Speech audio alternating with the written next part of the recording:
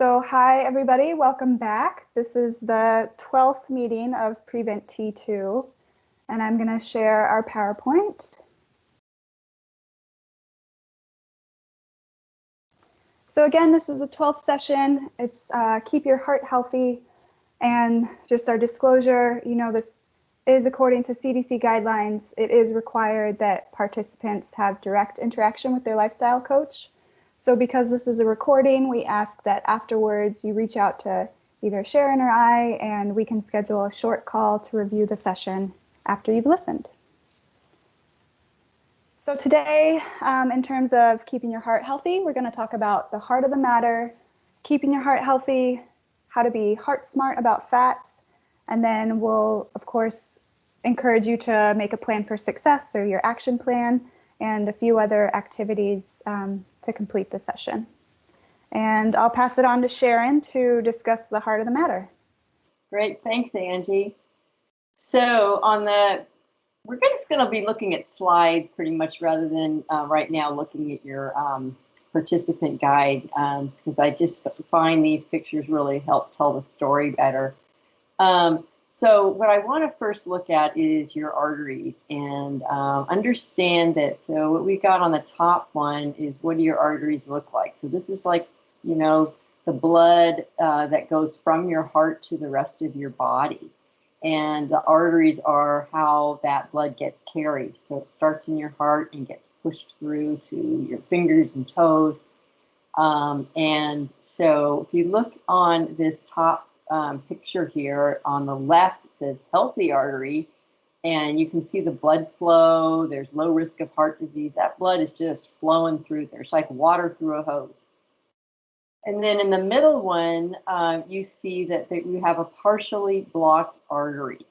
The artery is narrowed by a word called atherosclerosis. So that's that plaque buildup on the inner wall of the artery, and that can increase any health risk. So what happens is, you can see the blood's not able to get through as well.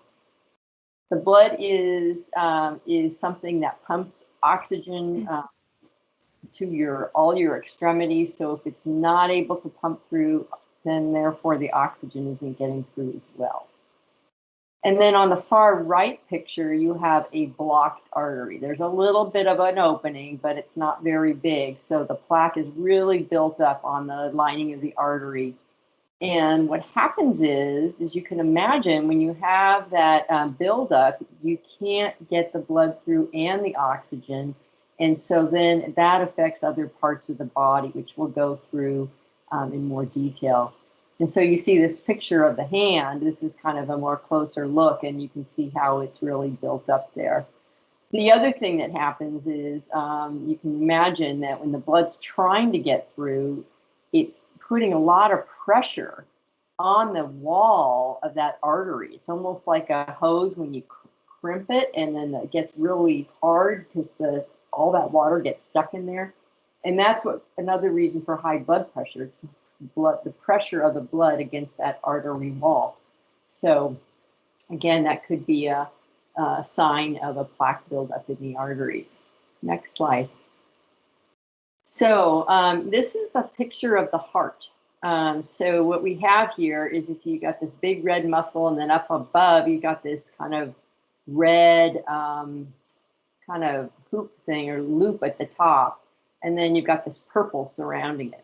So what that red is, that's the main carotid artery. So the heart just gives a big giant squeeze and pushes the blood through that red one.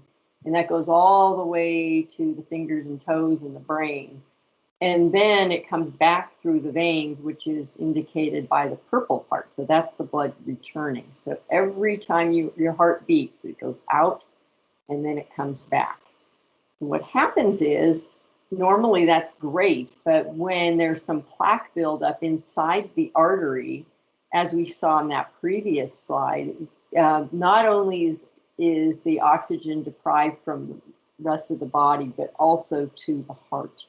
And so that scar from the heart tissue, it dies when it doesn't get enough blood. So you're actually reducing the blood flow to the heart as well as everywhere else.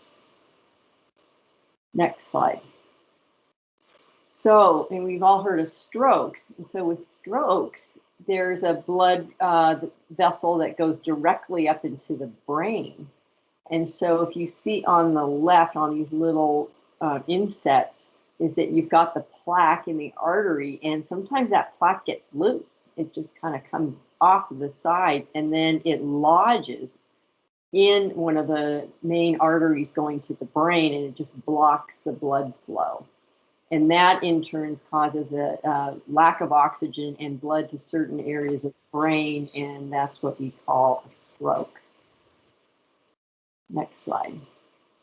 And these are some other warning signs of clogged arteries. So in general, like I said, the heart, it basically feeds oxygen to all parts of the body. And so if there's a clogged artery in any of these places, these are some of the things that could be a warning sign that you might have a clogged artery.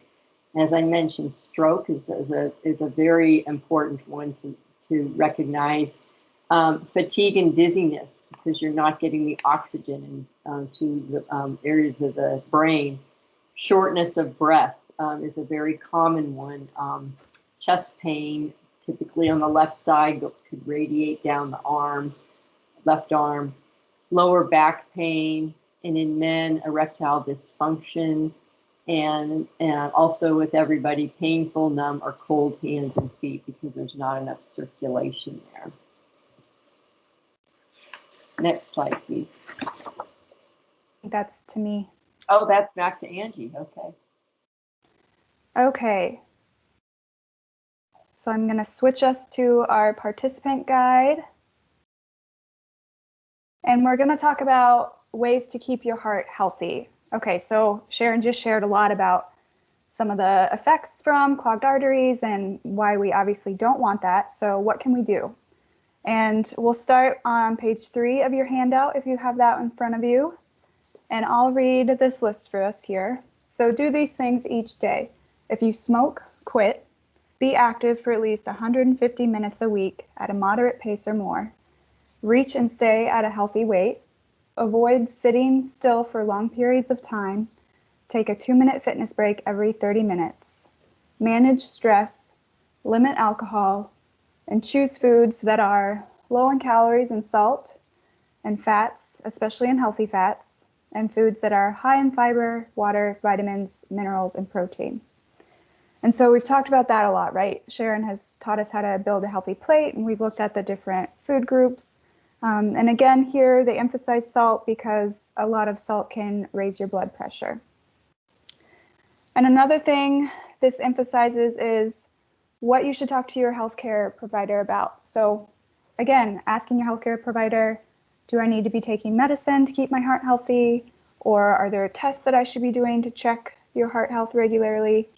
And so some of the tests they've listed here are the blood pressure test, which would measure the force of blood against your artery walls, and then the cholesterol test, which would measure fats in your blood.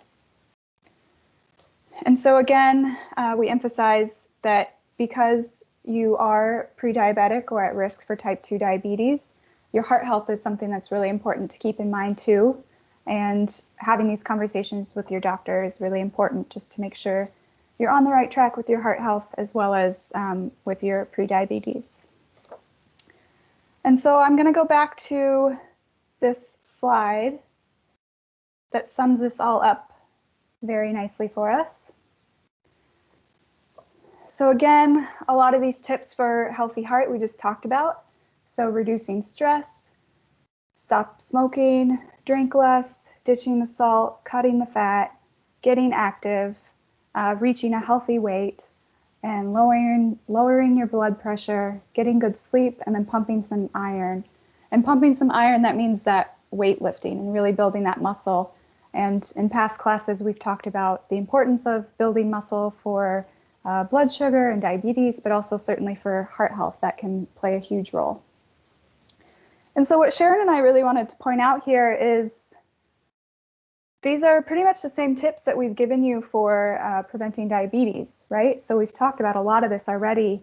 And so you can see that with multiple diseases, whether it's diabetes or heart health or something else, a lot of these same tactics are really important and can play a huge role. So you're already doing some of these for diabetes, and I know a lot of you have expressed interest in wanting to get better at some of these. So you're already on the right track doing a lot of this for diabetes. So you'll also be tackling the issues of heart health with all of these same techniques and strategies. So that's great. We're on a good path here. And I'll pass this back to Sharon for Be Heart Smart About Fats. All right. So when you think, well, how did all that plaque get in my arteries, and why does one person get it and not another? And as we learned, is it could be the diet, it could be stress, it could be a lot of things, but diet probably plays the biggest role in terms of that plaque getting into the arteries. And so looking at what you are eating that might be contributing and what you can do differently is a key thing in heading this off at the pass and preventing that plaque buildup in the arteries and therefore potentially stroke or any other complications. So what I want to start talking about here are the two kinds of fat. I mean, you think, well, fat is fat, but there's actually saturated fat and unsaturated fat. And that word saturated, kind of, you wonder what that means. And on a chemical level, it just means it's basically you've got this string of carbon atoms, and they've got hydrogens all the way around it. Those carbons are saturated with hydrogens. Whereas unsaturated fat means there's a string of carbons, but there are just maybe a few hydrogens on that. So it's not completely saturated with hydrogen.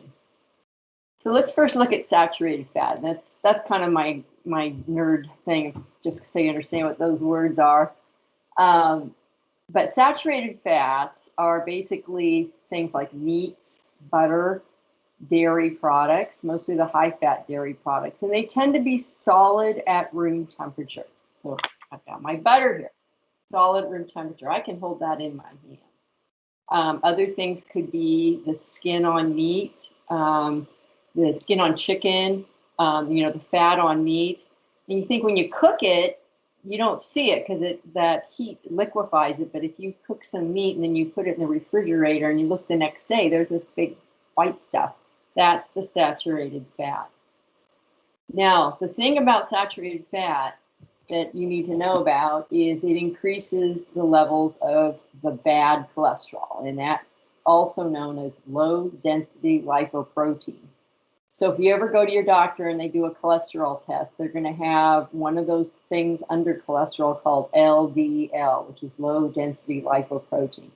That's the one you want to keep down. When that one is high, that's what's causing the plaque buildup in the artery. Ideally, according to the American Heart Association, you wanted it under 100. So if it's up like 125, 130, it's time to look at your diet and what you can do to change that. So low density lipoprotein, or LDL, is the type of cholesterol in our blood test that clogs our arteries. Now, unsaturated fats, as I mentioned, they're chemically a little different than saturated fats. And these are the vegetable oils. They are liquid at room temperature. So I've got some olive oil here, liquid. And here's the butter, solid. Now, these two things are, in terms of calories per tablespoon or quarter cup, whatever, exactly the same. This is about 100 calories per tablespoon. This is also 100 calories per tablespoon. No carbohydrate, no protein, 100% fat. The difference is one is liquid, one is solid. The solid one is the one that's going to clog your arteries. The liquid one is not. The other thing about liquids ones is they increase what we call the good cholesterol, which is also called HDL, high density lipoprotein. High density lipoprotein, or HDL, it grabs the LDL and escorts it to the liver, where LDL is broken down and eventually removed from the body. So the way I like to think of this is think about HDL as little Pac-Mans going into the arteries, and they're just kind of chipping away at that plaque buildup because they're preventing that LDL from doing its damage. So it doesn't mean you're going to just go drink a quart of olive oil, but making the fat in your diet primarily from liquid fats will change the plaque buildup in your arteries. The other thing that this doesn't mention that also increases your HDL cholesterol is regular physical activity. At least 150 minutes per week of moderate activity, which we've already learned.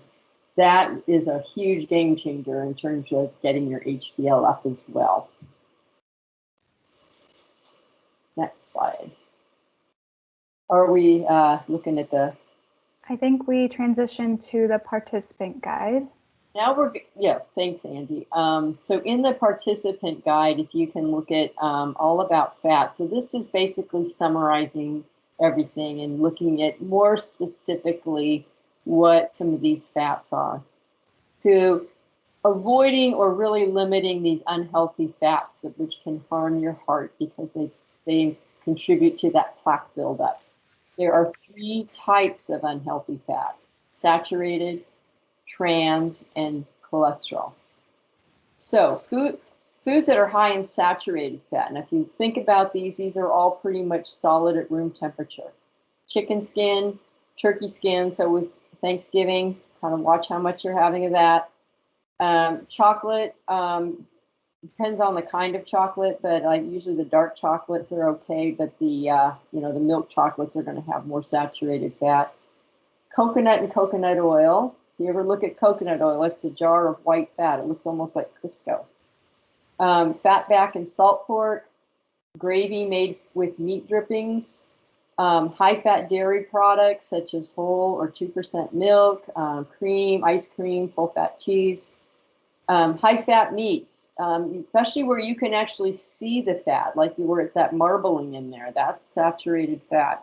Regular ground beef, bologna, hot dogs, sausage, bacon, spare ribs. Lard, lard is a big one. Palm oil, palm kernel oil, and sauces made with butter or cream. And if you scroll down a little bit, I didn't talk too much about trans fats, but these are also, the other word for this is hydrogenated fats. And so think back when I mentioned the carbon change, and in unsaturated fats, the hydrogens aren't there. So what a trans fat is, or a hydrogenated fats, those words are used interchangeably.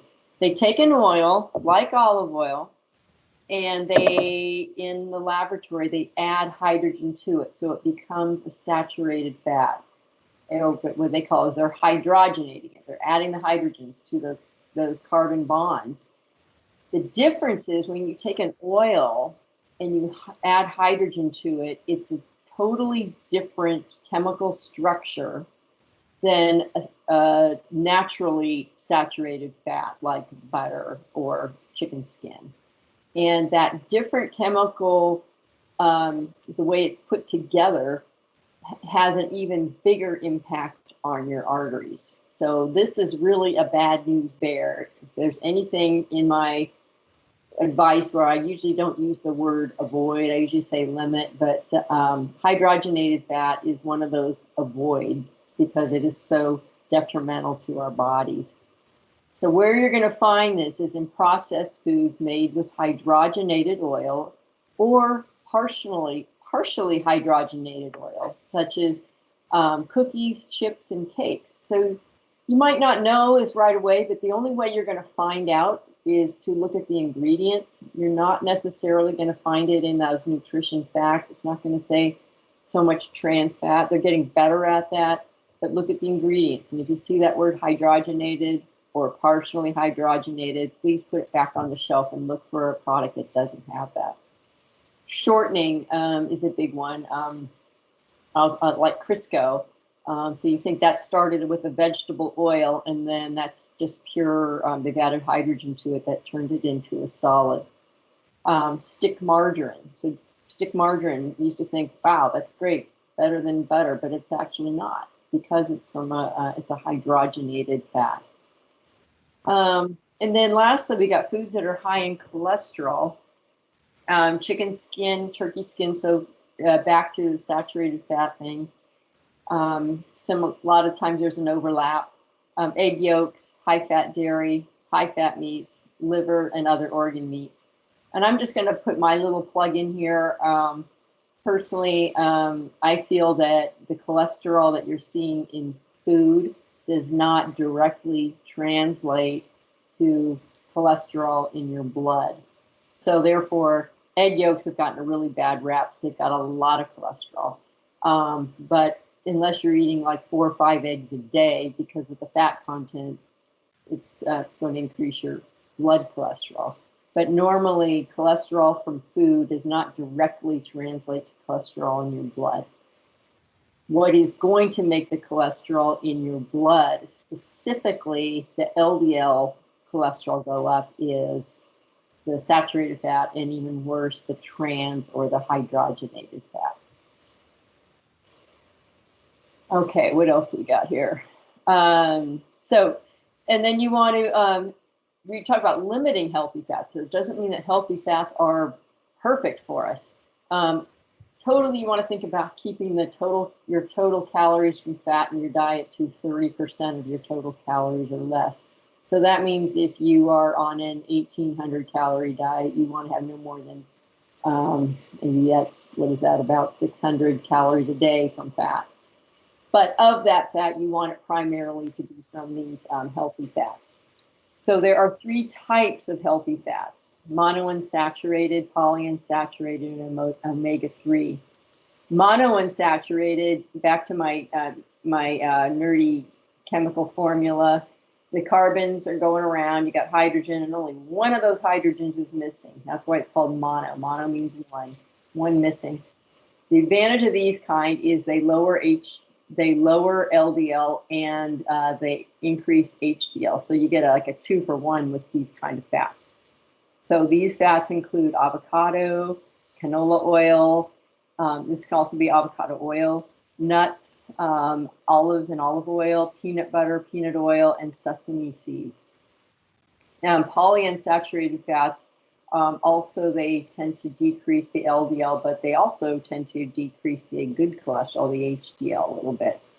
So these include corn oil, cottonseed oil, oil-based salad dressings like a vinaigrette, pumpkin and sunflower seeds, safflower oil, tub margarine, soybean oil, sunflower oil, walnuts, or it could be walnut oil. And then last, we've got the omega-3s, and these are fats that are good for other things, specifically for inflammation, and also good for lowering another kind of part of our cholesterol called triglycerides. And these are foods that naturally have a lot of omega-3 fatty acids, so having a lot of these is a great thing. It's usually the deep water fish, albacore tuna, herring, trout, salmon, sardines, and then your walnut, flax seeds, and flaxseed oil. Just one little thing there on the flaxseed. You want to make sure you have ground flaxseed, because the whole flaxseed is a very hardy seed, and it doesn't break down very easily, so it's just going to pass through you unless you grind it first. All right, so now let's put all this into practice. So we're going to try to limit the amount of saturated or trans fats or hydrogenated fats and increase the amount of plant-based fats, at the same time keeping our total fat intake lower. So what we have here is a table that shows some, on the left, all the different, in the blue, different ways that we cook that tend to use a lot of fat in general, but specifically a lot of unhealthy fats. So like when we are frying, for example, in Crisco, or deep frying, say like French fries or something, that's something you're going to deep fry, that is probably one of the worst things you can do. So if we look over to the right of that, other ways to do things are to grill, roast, saute, or stir fry, simmer in water or stock, steam or microwave, or use non-stick cookware. And then the next one is coating pans with unhealthy fat. So you think about, you're going to make some eggs, so adding a big chunk of butter is going to add some of that unsaturated or that saturated fat. So instead, coating it with like a healthy cooking spray, you're not only reducing the amount of fat, but you're reducing the amount of saturated fat. and so on. We don't need to go through all these, but I'm going to encourage you to read through these and find out things that you might do in your cooking and think, oh, wow, I didn't realize that. And these are some suggestions that you could do instead. And you might think of other things here. So, and that's why this column on the far right, and Angie will go in that in a little bit. Angie, can you scroll down to the one that says about baking things without skin? So that bottom one, eating animal fat and skin. Yeah, that's where the saturated fat is. But you know what I would say, where this example says, take the skin off the chicken before you cook it. If I do that, it's dried out. So my recommendation is to keep the skin on and keep the moisture in, but just discard it and don't eat it. Okay. Okay.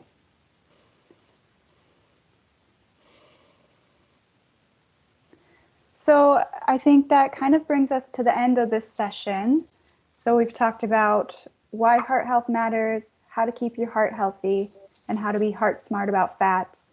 And Sharon took us through a lot of really great information and touched on different ways to cook that maybe don't use as much fat. And so between now and whenever you talk to us or the next session that you attend, we encourage you to, one, of course, go and make an action plan. So think about this session and maybe come up with an action plan that is in line with what you learned today. But we also encourage you to go back to that page 6, all about fats, that we were just on, and either check off the ones that you tried, the alternative ways of cooking. So check off those that you tried. Or like Sharon mentioned, there's that column on the right for other options or other ways. So if you think of a different way to cook something without using as much fat as you normally would, fill that out in that column as well. And I'll go back to our PowerPoint just to give our final reminder. So again, according to CDC guidelines, because this was a recording, we do still need to have interaction with you as lifestyle coaches. So we will ask that you reach out to us and schedule a call so we can review the session. And we've listed here what you need to do to officially complete the session. So watching this recording, you're almost done. Write an action plan. Again, go back to that all about fats and check those off or try different methods, and come prepared to talk to Sharon or me and kind of share maybe some new methods that you tried. And then reach out to us when you're done. We've listed our phone numbers and our emails. We expect that it would be maybe a 15-minute call, so it's not a huge commitment. And then we'll have our call and we'll review the session, and we will take your self-reported weight and physical activity minutes, and then you're done. So again, that brings us to the end. Thanks guys for listening. We're still pretty new at the recording, so we'd appreciate any input you guys have. And if you like this method, we'll continue doing this. But if it's not working for you for whatever reason, please let us know, and we'd appreciate the feedback. Thanks, everyone, for being here. Thanks, Angie, for doing the recording. You're welcome. Okay, bye guys. Bye.